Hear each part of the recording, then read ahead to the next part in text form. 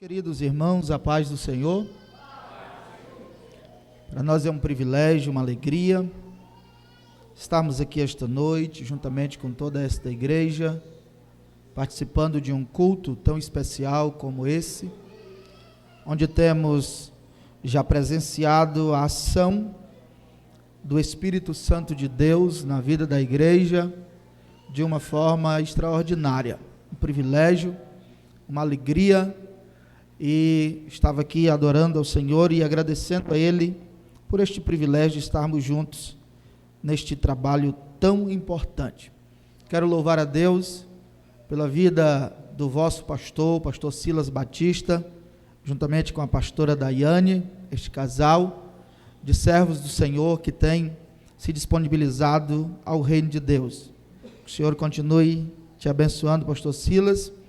Quero agradecer também ao presbítero Weber, um privilégio estar aqui, te ver como você está e o que Deus tem feito na sua vida.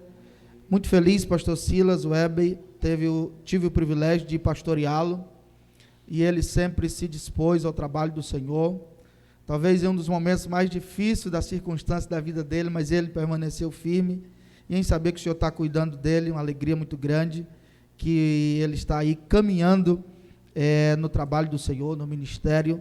Fiquei muito feliz, pois ele está sendo cuidado por um grande homem de Deus, que é o Senhor. Aos demais pastores que aqui estão, o pastor Ademir, um prazer revê-lo, há muito tempo não via este homem servo de Deus, que também tem feito a obra do Senhor, cantor Adão, evangelista, congrega conosco ali no ministério Cristianismo Sem Fronteiras. Demais obreiros, a igreja do Senhor, que o Senhor continue abençoando vocês.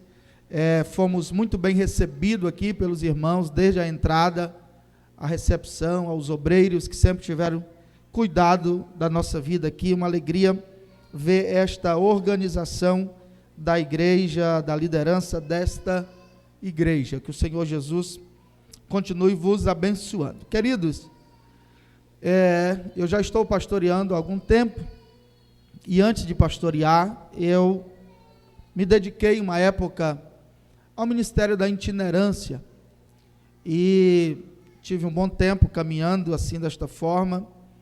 Depois o Senhor me chamou ao pastoreio, e como bem disse aqui o pastor Ademir, quando a gente pastoreia, a gente não tem tempo mais para quase nada, né?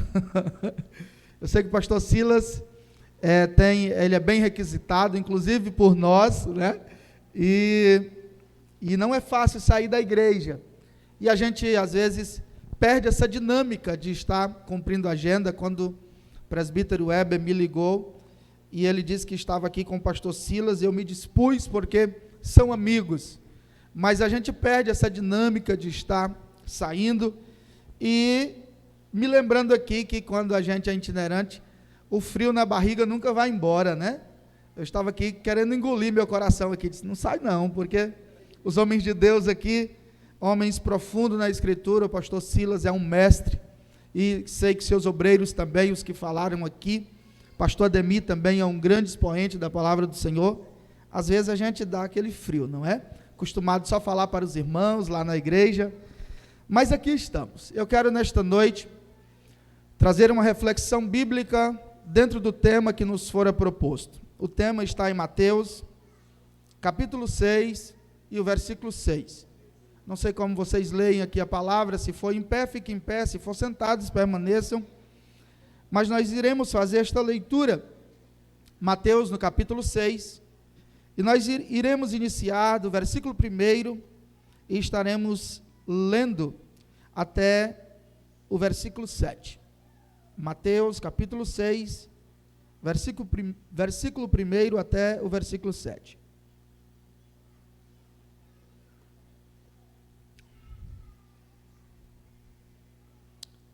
Os irmãos encontraram, amém? Está escrito assim: guardai-vos de fazer a vossa esmola diante dos homens, para serdes vistos por eles. Aliás, não tereis galardão junto de vosso Pai, que está nos céus. Quando, pois, deres esmola, não façais tocar trombeta diante de ti, como fazem os hipócritas nas sinagogas e nas ruas, para serem glorificados pelos homens. Em verdade vos digo que já receberam o seu galardão. Mas quando tu deres esmola, não saiba a tua mão esquerda o que faz a tua direita, para que a tua esmola seja dada ocultamente, e teu pai que vê em secreto te recompensará. E quando orares, não sejais como os hipócritas, pois se comprazem em orar em pé, nas sinagogas e nas esquinas das ruas, para serem vistos pelos homens. Em verdade vos digo que já receberam o seu galardão. Mas tu, quando orares, entra no teu aposento, fecha a tua porta, e ora a teu pai, que vê o que está oculto, e teu pai, que vê o que está oculto, te recompensará. E orando não useis de vãs repetições, como os gentios, que pensam que, por muito falarem, serão ouvidos. Amém. Podeis tomar assento. Glória a Jesus. A temática deste projeto está aqui no versículo 6, quando diz assim, quando orares, entra no teu aposento ou no teu quarto e fecha a tua porta. Nós sabemos que esse texto, ele está dentro de um compêndio que nós chamamos de Sermão do Monte, ou Sermão da Montanha. É um dos momentos que Jesus, reunindo os seus discípulos e os demais que com ele estavam, ele começa a ensinar sobre vários temas, sobre várias propostas. E dentre esse ensinamento de Cristo, nós iremos compreender que ele traz aqui um padrão de conduta cristã, um padrão para todos aqueles que se dispusessem a conhecer e a receberem o evangelho pela qual ele estava expondo, ou de receberem a pessoa dele em vossas vidas. Nós iremos perceber, e eu acredito que o pastor Silas já deva ter falado disso aqui alguma vez com a igreja, algum outro pregador, falando de quão simples é os ensinamentos de Jesus. Jesus nunca ensinou de forma complicada. Jesus sempre caminhou por um caminho conhecido. E era por isso que ele chocava a multidão. Era por isso que ele chocava os doutores da lei daquela época. Porque eles queriam que Jesus trouxesse uma palavra robuscada, uma palavra de difícil compreensão. E Jesus pegava uma criança e dizia: nós precisamos, ou vocês precisam ser como esta criança, senão vocês não adentrarão no reino dos céus. E isso chocava as pessoas da época. E é dentro desse ponto que Jesus traz o contexto deste texto sobre oração. O capítulo 6, ele vai trazer aqui alguns ensinamentos. E eu quero nesta noite trazer essa rápida exposição aos irmãos, para que nós venhamos olhar para nós mesmos e sabermos em que posição nós estamos, em se tratando do reino de Deus aqui na terra, em se tratando da conduta cristã da igreja, do seu povo, nesta jornada e nesta caminhada, que o profeta Miqueias diz que não é aqui e não será aqui o nosso descanso. Portanto, levantemos e marchemos, levantemos e andemos, porque não é aqui o local do descanso da igreja. Bendito seja o nome do Senhor. E Jesus começa a trazer aqui algumas expressões de negativa daquilo que nós, como cristãos, não podemos fazer. E ele diz: quando vocês, na conduta cristã de vocês, na caminhada cristã, dentro do relacionamento da igreja, porque a igreja é uma comunidade relacional, todos nós nos relacionamos dentro do contexto do evangelho. E Jesus está dizendo aqui, ensinando, que dentro deste relacionamento, a conduta cristã de cada um de nós deva ser transparecida por aquilo que fazemos, por aquilo que praticamos, pelo aquilo que falamos.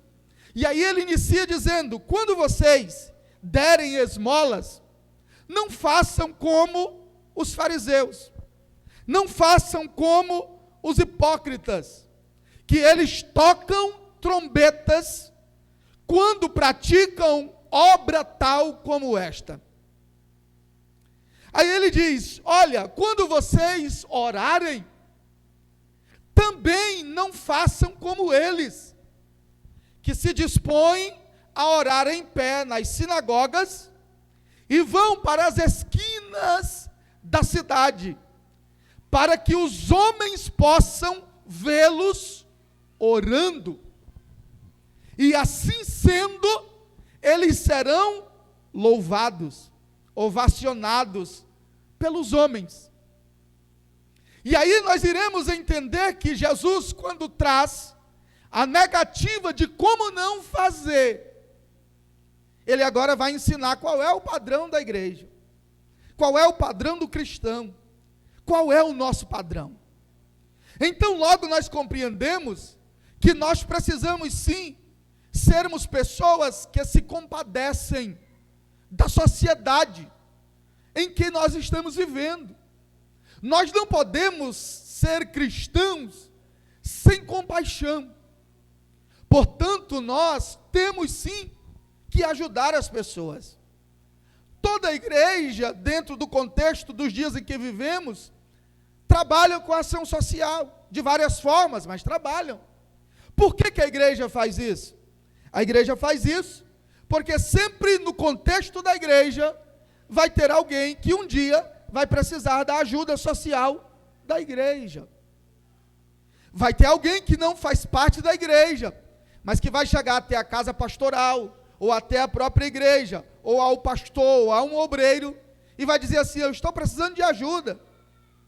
E nós não podemos simplesmente estender as mãos e dizer: Jesus te abençoe, vai com Deus. Não. O princípio da igreja, do ensinamento, não é esse. O princípio é orarmos sim, mas leve aqui o seu alimento para a sua casa. Então Jesus está ensinando que a igreja precisa se preocupar sim com ajudar as pessoas. Só que aí ele vai dizer qual é o princípio certo. Quando deres esmolas, não faça tocar trombeta sobre ti. O que isso significa, irmãos? E aí ele tipifica apresentando os fariseus e chama eles de hipócritas. A expressão hipócrita tem a raiz na palavra que surgiu a palavra ator. Os atores famosos dos dias atuais, a raiz desta palavra está na expressão hipócrita. E o que isso significa? Aquele que encena, ou aquele que usava sobre si máscaras, para representar papéis que não era ele próprio. E aí nós observamos que os atores da era atual, quando ele vai fazer um personagem, ele trabalha os seus trejeitos, a sua fala, o seu modo de vestir e de usar cabelos e tudo assim, para que ele fique parecido com aquele personagem que ele vai apresentar. E aí Jesus diz: os fariseus são dessa forma. Eles vivem de uma personalidade que não é deles. Logo eu entendo que a igreja do Senhor, a comunidade cristã, precisa ter uma só face. O que isso significa? Que a conduta cristã da igreja precisa representar quem verdadeiramente ela é. A conduta cristã de nós que portamos uma credencial de membro, vocês, Nação Madureira, AD Nação Madureira, especificamente congregação do Aurene 3B, vocês precisam verdadeiramente representar a instituição e o evangelho da qual vocês dizem pertencer. O que Jesus está ensinando é que a igreja não pode ser hipócrita. Esse é o contexto do texto. Eu aprendi muito cedo que quem doutrina a igreja é o pastor. Só que eu não estou doutrinando, longe de mim. Eu estou apenas apresentando o contexto deste texto pela qual foi escolhido o tema deste evento. Então, queridos irmãos, Jesus diz assim: não seja como eles, mas quando vocês derem esmola, não toque trombeta. O que significa? Que eu não posso pegar um dinheiro ou um alimento e entregar para alguém na frente de outro irmão? Não é isso que Jesus está dizendo.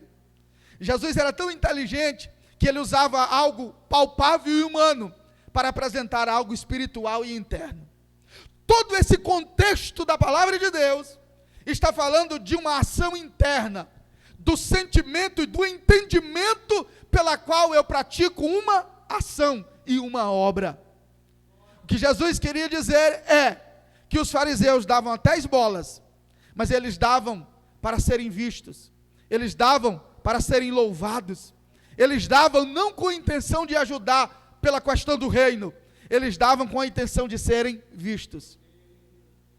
E agora eu quero te chamar para que nós raciocinemos um pouco. A sociedade em que nós estamos vivendo hoje, a sociedade afora, e às vezes até a sociedade cristã, em muitas delas, não estão muito diferente do tempo dos fariseus. Nós estamos vivendo em uma era em que tudo é explícito, e eu não acho errado essa questão de fazer conhecida as obras da igreja. O que nós precisamos entender é que as obras da igreja precisam ser conhecidas, mas a intenção do nosso coração é glorificar o nome de Deus através daquilo que fazemos. E aí Jesus vai dizer que da mesma forma em que eles esmolavam para serem vistos, eles oravam para serem vistos. E aí Jesus usa 2 exemplos. Eles se levantavam nas sinagogas, com aquelas orações compridas, com aquelas orações altas, e eles iam para as esquinas da cidade. E existia naquela época um costume de terem momentos específicos para a oração, que aonde o judeu tivesse, ele precisava parar e orar. Só que o texto deixa entender que os fariseus marcavam o horário, e naquele horário que se aproximava a oração, eles saíam de casa, de propósito, para que quando chegasse o momento da oração, eles estarem no local para serem vistos. E aí Jesus vai dizer que eles, fazendo ou praticando este princípio, eles já haviam recebido o vosso galardão na terra. Aí Jesus diz: mas vocês não façam assim. A igreja não deva agir assim. E aqui eu pergunto: Jesus está proibindo a igreja orar em público? Não. Existe uma seita que vocês conhecem muito bem, pastor Silas e os demais pastores devem saber, que eles não oram na frente de pessoas. Se eles chegarem na casa de alguém e você chamá-los para orar, eles não oram, eles vão embora. Porque eles compreenderam esse texto de forma equivocada, como milhões dos outros textos que eles já compreenderam de forma equivocada. O que Jesus está dizendo aqui é que nós podemos sim orar em público, que nós podemos sim orar sentado, deitado, em pé, não importa o modelo do corpo ou o estado do corpo na oração. O que importa é o entendimento da oração. Por que nós oramos? E aí o texto vai explicar bem que eles não compreendiam o porquê oravam. Jesus vai dizer: não façam assim, mas vocês irão fazer diferente. E aí ele diz: e quando orares, não sejam como eles, que se comprazem em orar em pé nas sinagogas e nas esquinas da rua, para serem vistos pelos homens. Em verdade vos digo que já receberam o seu galardão. Mas tu, quando orares, entra no teu quarto, fecha a tua porta, e ora ao teu pai, que vê o que está oculto, e o teu pai que vê o que está oculto, te recompensará. Jesus estava ensinando o extremo daquilo que eles praticavam, mas de forma alguma ele proibiu orar em público. De forma alguma ele proibiu orar juntamente em comunidade. Mas o que Jesus estava dizendo aqui era que toda oração requer uma particularidade do entendimento de por que nós oramos. Por isso que ele diz: entra no teu quarto. Primeiro, nós aprendemos aqui, quando orares, saiba que independente se você falar alto, se você balbuciar, se você simplesmente pensar, o teu Pai ou o nosso Pai, que conhece todas as coisas, que sonda o pensamento e intenções do coração do homem, já conhece qual o motivo da oração. Por isso, queridos irmãos, que nós precisamos ter o entendimento desta oração. E eu costumo dizer na igreja, que um dos ministérios mais difíceis de ser exercido é o ministério da intercessão. O ministério da intercessão é um dos ministérios que não é visto. Dificilmente você vê, e não é só aqui, alguém dizendo: olha, fulano de tal, nós queremos aqui orar por ela, orar por ele, porque ele tem, durante este ano, intercedido por toda a igreja. Dificilmente as pessoas sabem, da comunidade cristã, quais são as mulheres e os homens que têm esse ministério em sua vida. Às vezes o pastor sabe, às vezes a pastora sabe, mas são poucas as pessoas que sabem. Porque o ministério de intercessão verdadeiro é aquele que é praticado em oculto. Dificilmente as mulheres e os homens que têm esta prática intercessória, às vezes, dificilmente eles se levantam, dificilmente eles falam sobre isso, dificilmente quando tem oportunidade, eles dizem: esta noite eu passei a noite em oração, na madrugada, nas 3, na meia-noite. Não falam, porque essas pessoas já compreenderam. O que elas compreenderam? Que o Deus pela qual nós servimos já vê todas as coisas, independente do lugar. Bendito seja o nome do eterno Deus. Primeira coisa, ou segunda coisa que eu aprendo aqui, que o Pai nos vendo, Ele sabe o que nós necessitamos, e Ele conhece pelo que nós intercedemos e oramos. Nós estamos vivendo, volto a dizer, em uma sociedade que o entendimento dessa sociedade é a exposição. As pessoas têm se colocado à exposição de tudo. As pessoas, a maioria ou alguns cristãos, eles fazem questão de expor todos os seus momentos.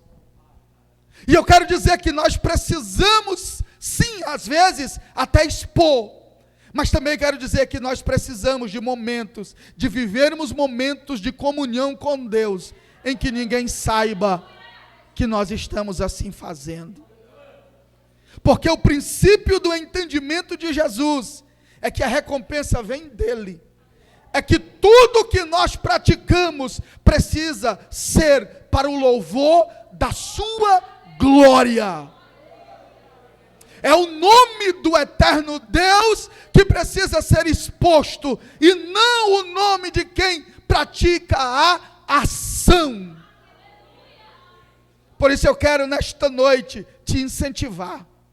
Eu quero nesta noite nos incentivarmos que as maiores lutas, as maiores guerras que são travadas na vida do homem, primeiro, ela é travada internamente, e segundo, ela é travada em oração, quando ninguém sabe do que está acontecendo. Mas as maiores vitórias que o cristão recebe é quando o Pai entende que é o momento, que já o fruto amadureceu, e Ele, pela sua vontade, pelo seu querer, pelo seu entendimento, delibera que já chegou o tempo da prosperidade e da bênção chegar sobre aqueles que estão andando em comunhão com Deus. Não desanimes, não desista de orar. Existem mulheres e homens que travam guerras de 5, de 10, de 20 anos. Ninguém sabe, ou poucas pessoas sabem, se você está nesse processo. Eu quero dizer algo para você aqui esta noite, profético. Profeticamente falando a palavra de Deus, o teu Pai está te vendo e Ele conhece todas as coisas. Cristo contempla tudo, Ele sabe de tudo, e Ele conhece a intenção do coração daqueles que estão clamando por Ele. Ele conhece. Davi disse: antes que o Senhor me formasse, o Senhor já me conhecia.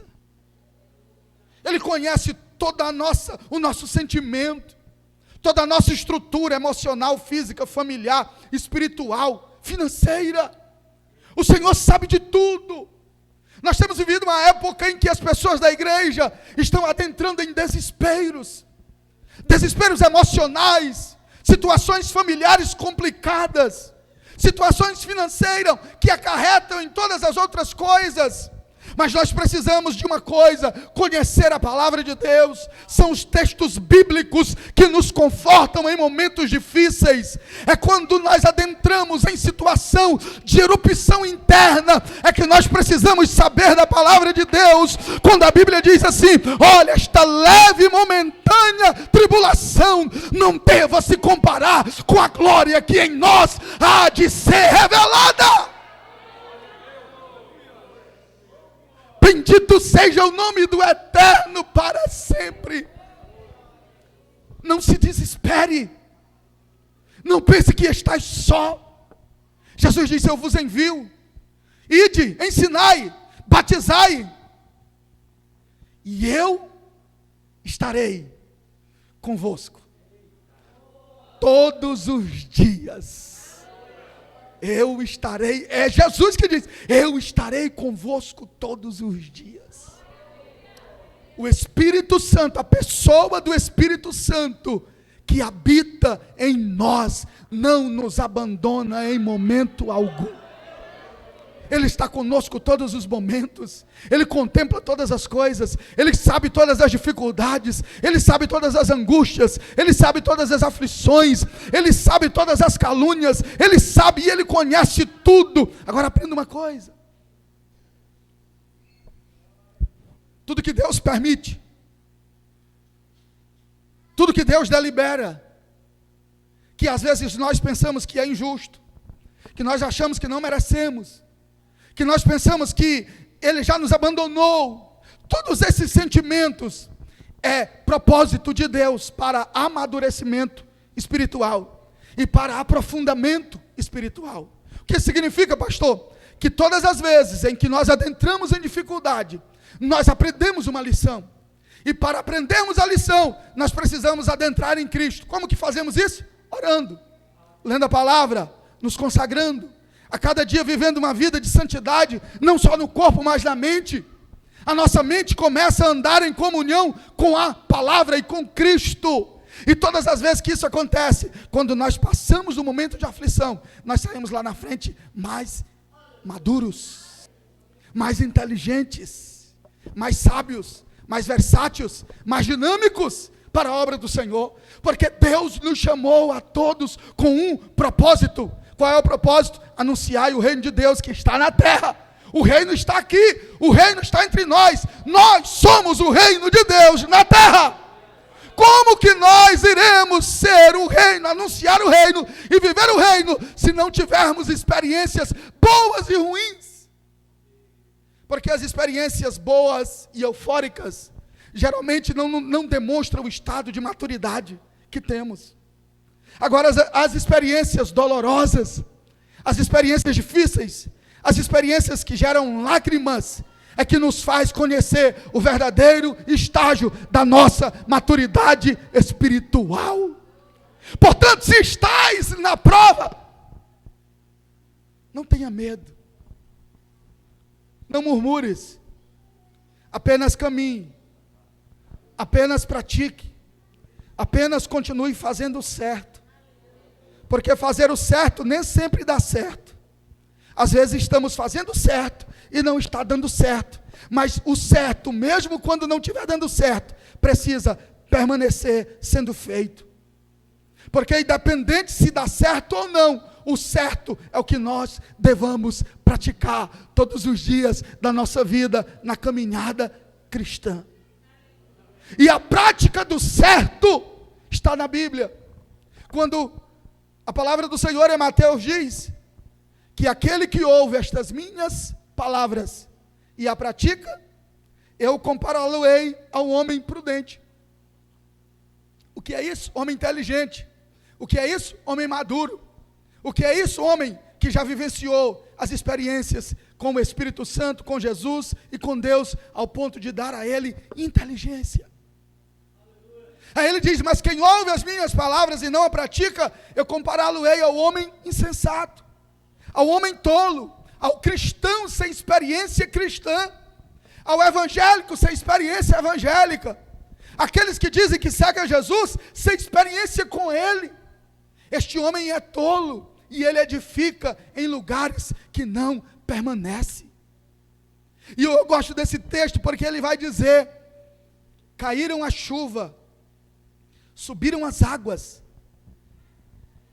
veio o vento e bateu com ímpeto na casa, nas duas. E ele vai dizer que a casa do insensato caiu, e foi grande a sua queda, e foi grande a sua ruína, e foi grande a sua desestrutura. Mas a mesma força, o mesmo ímpeto, as mesmas águas, o mesmo vento veio na casa do homem sábio. E aí a Bíblia vai dizer que quando tudo isso passou, a casa ainda estava lá de pé. Todos nós que estamos aqui, que já temos aí mais de 2 anos de caminhada cristã, com certeza já tiveram essa experiência do vento forte, da chuva forte, das águas subirem, seja em qualquer circunstância. Está aqui as irmãs do ciclo de oração, quantas experiências essas irmãs já tiveram, mas elas estão aqui de pé, a casa delas não caíram, elas permaneceram. Pastor Silas, que está liderando a igreja, quantas vezes, olhando para a pastora ali, e eu lembrando que ela parece a minha esposa, porque eu sou bem mais tranquilo assim que nem o senhor, fico no púlpito, né?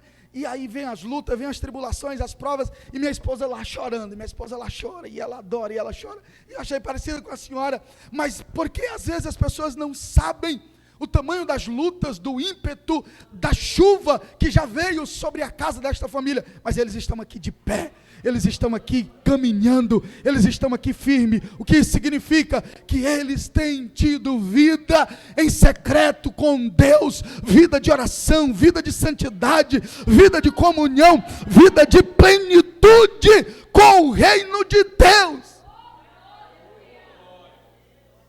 E aí, para concluir, ele diz, quando vocês orarem, não precisa usar vã repetição.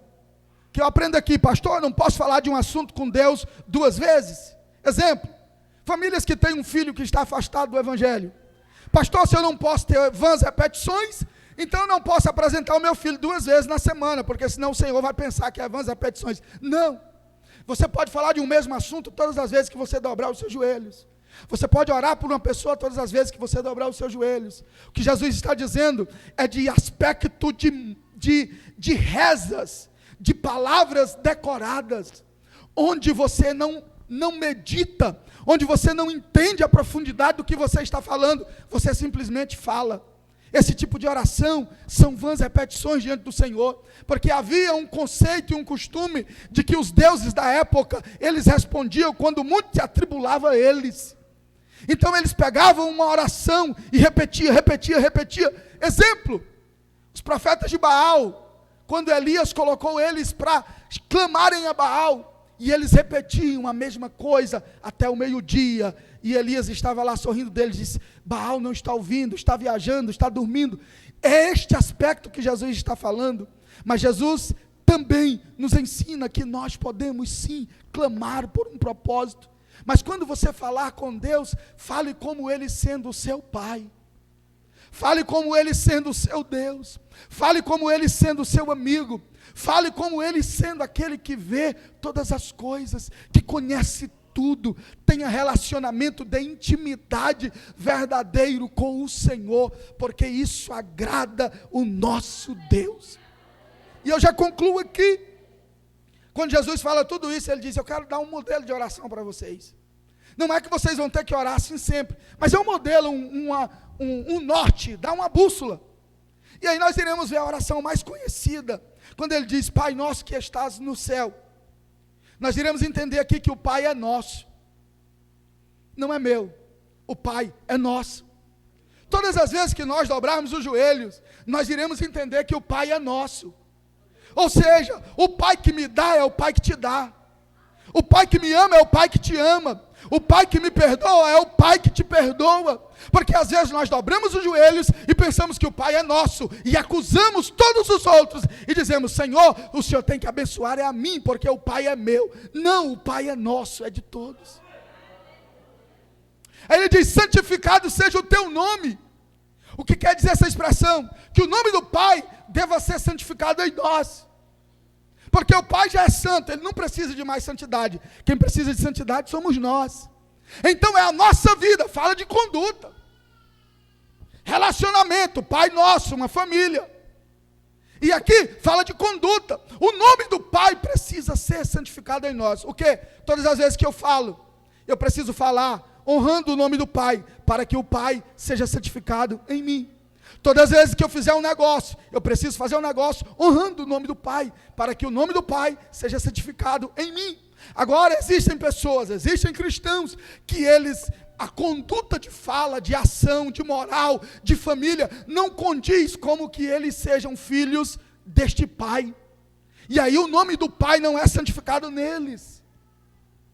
Eu já vi uma expressão que, na minha adolescência, eu estava na escola, isso me marcou. Eu já caminhava para a igreja.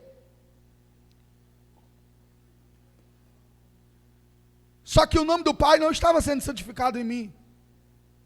Porque a minha conduta de fala, de situações, não condizia com aquilo que eu dizia. E alguém um dia disse para mim assim: rapaz, crente igual a você, no inferno está cheio. Mas sempre existe uma vaga para mais um. E essa frase marcou a minha vida. E a partir daquele dia eu fiz um propósito com Deus, que eu não seria mais um crente que daria mau testemunho. Então o texto aqui está dizendo isso: santifique o nome do Pai em mim, e seja feita a sua vontade. Olhe bem, o Pai é nosso. Nós precisamos santificar o nome do Pai em nós. Agora a vontade é a do Pai. Seja feita a sua vontade. A vontade não é nossa. Porque na vida cristã não existe vontade humana. A vontade humana é a vontade da carne. A vontade da carne é a vontade contra o Pai. Na vida cristã a vontade é do Pai, que aplica-se a nós através da vida cristã, através da palavra. A vontade do Pai se reflete em nós. A verdadeira vida cristã é essa. E aí ele diz: seja feita a tua vontade, assim na terra como no céu. O entendimento aqui do texto é que a vontade do Pai, que é expressa na eternidade, deva ser estendida para todos aqueles que servem o Pai aqui na terra. Ele vai dizer: o pão nosso, volto a dizer, o pão é nosso, não é meu.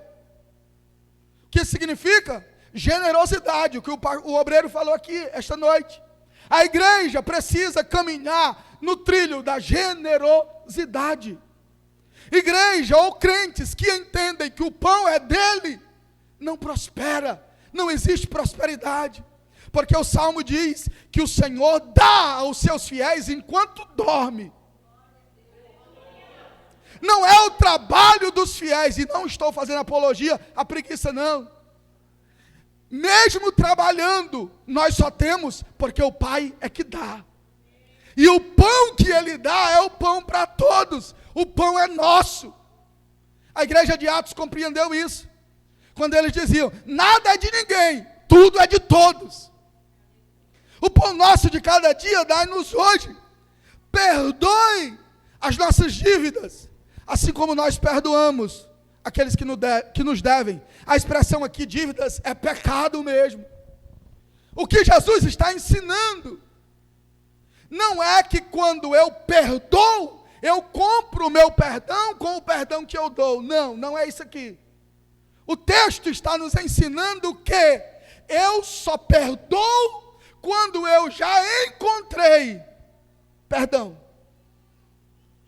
Eu só consigo perdoar quando o perdão já foi deliberado em mim. Ou seja, vida cristã requer esforço para a deliberação de perdão. Porque quando eu entendo que eu merecia morrer, e além de morrer a primeira morte, eu merecia morrer de novo, e Cristo me resgatou de graça, eu delibero perdão, independente qual seja o grau de ferimento. Existem pessoas dentro da igreja, irmãos, que estão mortas, simplesmente porque não liberam perdão, simplesmente porque estão vivendo uma raiz de amargura que já se tornou raízes e já está uma árvore te destruindo. Pastor, mas é porque o senhor não sabe a situação. Independente da situação, se você recebeu o perdão de Deus em sua vida, delibere perdão, porque fazendo assim, tu viverás. Não é a pessoa que tu vai deliberar perdão, é tu que devas perdoar. E aí ele conclui: não nos induza à tentação, ou não nos deixe cair em tentação. O que significa? Que quando as tentações do mundo, desse mundo perverso, chegar até nós, que o Senhor nos sustente, para nos manter de pé, assim como eu estou e você está. Glória a Deus. Portanto, queridos irmãos, eu concluo aqui, e aí ele diz: porque teu é o poder, o reino e a glória para todo sempre. Permaneçamos como igreja do Senhor. E eu concluo com o texto de 1 Coríntios capítulo 15, versículo 58. Pois ele diz assim: portanto, meus queridos irmãos, sede firmes e constantes, sempre abundantes na obra do Senhor, sabendo que o vosso trabalho não é vão no Senhor. Que todas as dificuldades da vida cristã possa ser entendida desta forma: que nós que praticamos as obras de Deus, que vivemos na conduta cristã, de acordo com aquilo que o Espírito Santo tem nos orientado, que Jesus nos ensinou, fazendo tudo para Ele e não para nós, que nós sejamos simplesmente um espelho que venha em nós e reflita para Cristo, a glória para Ele, o poder para Ele, o reino para Ele, tudo seja para Ele, trabalhando firmes e constantes, sem desistir, sem desanimar, sem entender que ninguém está vendo e aí eu desisto, sem pensar que eu preciso ser visto por alguém. Continue firme e constante, firme e constante, firme e constante, sabendo que o vosso trabalho não é vão no Senhor. E quando diz de trabalho, não são só os obreiros que estão aqui no púlpito sendo visto por vocês, não é só o pastor que está pregando, não são só os músicos, todo o trabalho não é vão no Senhor. E para o Senhor não existe trabalho grande ou trabalho pequeno, a recompensa é a mesma, independente ou olhando para a intenção do seu coração. Bendito seja o nome do Eterno. Receba esta palavra em Cristo, tome posse desta vitória. Qual é a vitória, pastor? Vamos entender a palavra para que nós vivamos uma vida que agrade ao Senhor, uma vida de oração, uma vida de comunhão, uma vida na presença dEle. Assim o Senhor se agrada. E toda a ação profética, nós estamos nesse tema, março profético aqui com vocês. Toda a ação profética, ela não é deliberada com palavras de efeito, ela não é deliberada com palavras emocionais, ela é deliberada quando eu compreendo as Escrituras e eu me proponho a cumpri-la. Todas as vezes que eu cumpro as Escrituras, toda a ação profética bíblica é deliberada sobre a igreja, é deliberada sobre um povo, é deliberada sobre a família e é deliberada sobre pessoas. Toda a ação, saiba isso aqui, não esqueça disso, independente do que aconteça, se você estiver cumprindo o que o texto bíblico manda, toda a ação profética de Deus é deliberada sobre a igreja e sobre a sua casa, sobre sobre você e sobre nós. Bendito seja o nome do Senhor. Amém.